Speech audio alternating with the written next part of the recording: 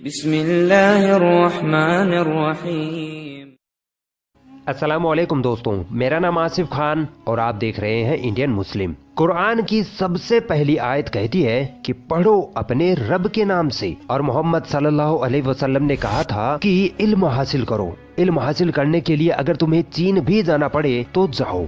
इन दो बातों से मालूम होता है कि इस्लाम में एजुकेशन या इल्म पर किस हद तक जोर दिया गया है। खुद कुरान में लगभग 1000 से ज्यादा ऐसी आयतें हैं जो साइंस से रिलेटेड हैं। कुरान को ही आधार बनाकर मुसलमानों ने हर क्षेत्र में इल्म हासिल किया और वे बड़े बड़े वैज्ञानिक बनते चले गए।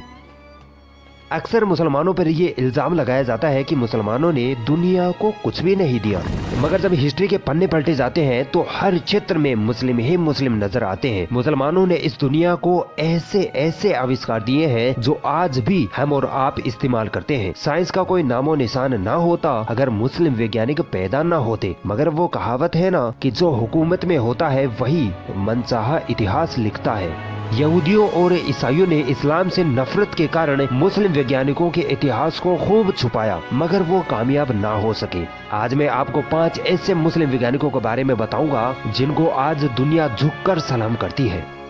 मोहम्मद अल गफीकी। दोस्तों, आपने मोतियाबिंद बीमारी के बारे में तो जरूर सुना होगा। इसमें आंखों के आगे एक सफेद जाला सा आ जाता है जिसकी वजह से धुंधला दिखाई देने लगता है। आपको ये जानकर हैरत होगी कि आज से लगभग 900 साल पहले ही एक मुस्लिम वैज्ञानिक और डॉक्टर मोहम्मद अल गफीकी ने इस बीमारी का सटीक इलाज करके दिखा दिया था। अल गफीकी ने इस बीमारी के इलाज के लिए एक ऐसे इंजेक्शन या सुई का आविष्कार किया जिसको आंखों के लेंस में घुसोकर उस सफेद जाले को निकाला जा सकता था। सोचिए, 900 साल पहले आंखों में सुई घुसोकर बीमारी का इलाज कर देना कितनी हैरत की बात थी। मोहम्मद अल गफीकी आई स्पेशलिस्ट थे और मेडिकल फील्ड में उनका बहुत बड़ा योगदान रहा है। चिकित्सा के क्षेत्र में लिखी उनकी किताबों को आज भी वैज्ञानिक उपयोग में लेते हैं। इनकी इस खिदमत और काबिलियत को देखते हुए सन 1965 में स्पेन की गवर्नमेंट ने इनकी 800वीं डेथ एनिवर्सरी पर इनको सम्मान करते हुए इनकी एक प्रतिमा भी लगाई। नासिर अल दीन तूसी। दोस्तों, आपने 10th क्लास में गणित में ट्रिग्नोमेट्री यानी त्रिकोणमिति के बारे में तो जरूर पढ़ा होगा, जिसमें त्रिभुज के बारे में अध्ययन किया जाता है। अगर मुस्लिम वैज्ञानिक अल-तूसी न होते तो आज की गणित अधूरी होती। अल-तूसी को ट्रिग्नोमेट्री का जनक कहा जाता है। ये एक पर्शियन पॉलीमेथ यानी अलग अलग विषयों के जानकार थे। फिलोसोफर थे, फिजिशियन थे, साइंटिस्ट थे और थियोलॉजियन थे यानी धर्मशास्त्री थे। 13वीं शताब्दी में तूसी ने विज्ञान क्षेत्र में 150 से अधिक आविष्कार किए, जिसमें से सबसे ज्यादा मशहूर आविष्कार तूसी कपल का आविष्कार था। तूसी कपल एक ऐसा आविष्कार था जिसकी सहायता से अंतरिक्ष के ग्रहों की घूमने की गति, उनकी दिशा तथा दूरी का पता लगाना संभव था। सोचो, अगर ये मुस्लिम वैज्ञानिक ना होते तो आज अंतरिक्ष के ग्रहों का अध्ययन करना कितना मुश्किल हो जाता। और दोस्तों, क्या आपको पता है चांद के एक प्लॉट यानी एक क्षेत्र का नाम इन्हीं वैज्ञानिक के नाम पर रखा गया है। इस क्षेत्र का नाम है 10269 तूसी।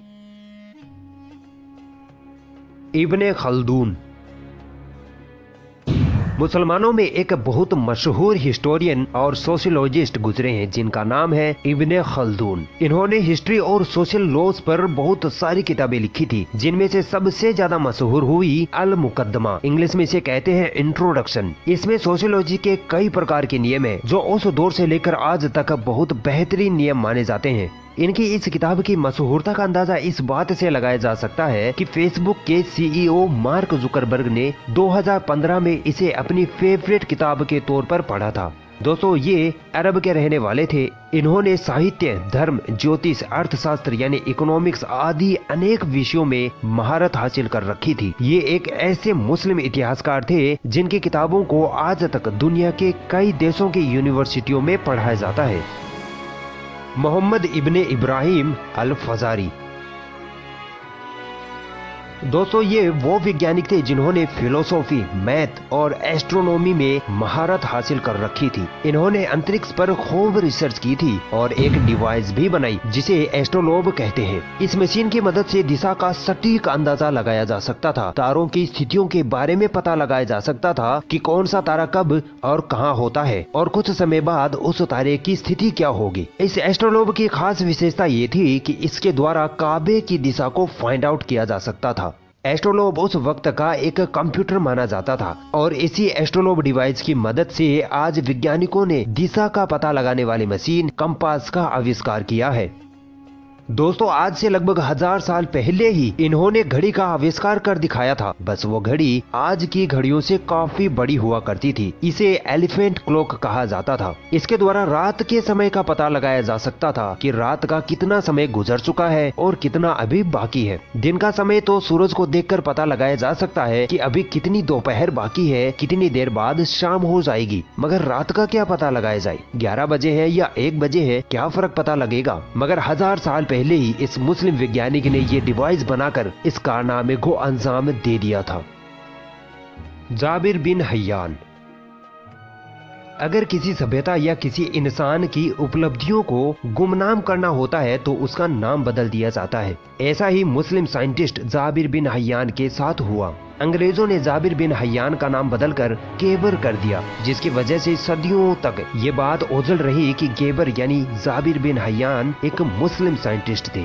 जाबिर इब्न हय्यान कोई मामूली साइंटिस्ट न थे। इनको chemistry, astronomy, astrology, medicine and pharmacy, philosophy, physics वगैरह का जबरदस्त इल्म था।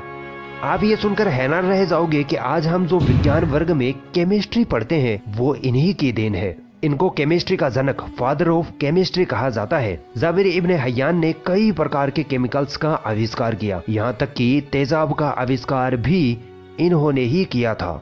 दोस्तों केमिस्ट्री में अलग अलग प्रकार के रसायनों को विभिन्न प्रकार के इंस्ट्रूमेंट्स यानी उपकरणों में मिलाकर जो एक्सपेरिमेंट किए जाते हैं, ये एक्सपेरिमेंट करने का तरीका भी जाबिर इब्न हय्यान का ही दिया हुआ है। और इन एक्सपेरिमेंट में जो उपकरण इस्तेमाल किए जाते हैं वो जाबिर इब्न हय्यान ने ही तैयार किए थे, जो आज तक साइंटिस्ट यूज कर रहे हैं।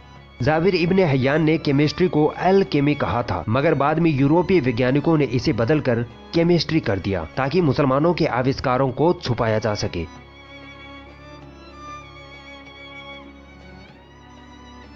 अगर ये वीडियो आपको पसंद आई तो इस वीडियो को लाइक जरूर करें और भी ऐसी इंटरेस्टिंग वीडियोस देखने के लिए हमारा चैनल सब्सक्राइब जरूर करें और इस घंटे को भी दबाएं ताकि जब भी हम कोई नई वीडियो डालें तो उसका नोटिफिकेशन आप तक सबसे पहले पहुंच जाए।